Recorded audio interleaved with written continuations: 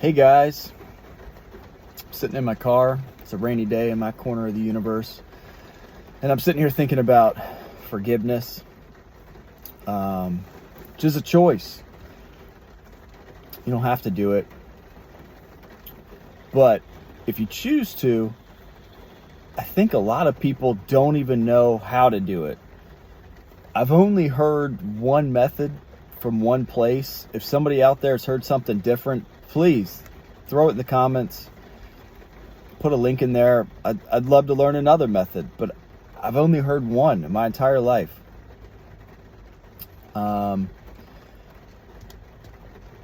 It feels like you hear a lot of active shooters talking about revenge, seeking revenge, retribution, for being bullied, for being oppressed. And I think these guys walked around with a lot of resentments. So if you got a resentment, if you got something you're feeling again, re-sentiment, feel again, a resentment, it doesn't just hurt you once. It's something every time you think about it, it jacks up your emotional world. Your inner life can become a very dark place when you have a resentment. And like I said at the beginning, if you choose to let it go, I wouldn't do it for them. I'd do it for you. It's about freeing yourself. It's not about saying that whatever happened is okay. It's about releasing those chains. So if you do want to get free, if you do want to feel better, if you don't want to be brutalized by your emotions, by some event that happened a week ago or last year or 20 years ago, you got to know how to forgive. So the method I learned is from a guy named Emmett Fox. And his method is to kneel down by your bed and pray to God. And if that's too much, I'd say just kneel down by your bed. But maybe it's a little dramatic, but trying to make a moment. Because this is the moment. This is the moment you're letting this go. This thing that has plagued you. This thing you've carried. This thing you think about randomly. This is the moment you're letting it go.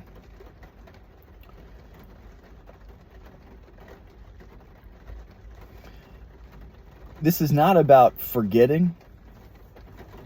It is important to keep the door to the past open.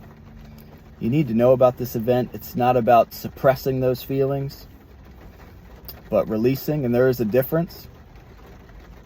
So, as you kneel at your bed and you say to God, or I suppose to yourself, if you choose to, this is the moment.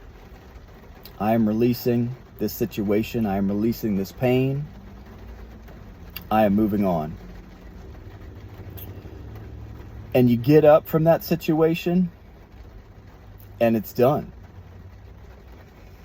And maybe that seems a little weird, like what magic just happened. And I think, they say faith without works is dead.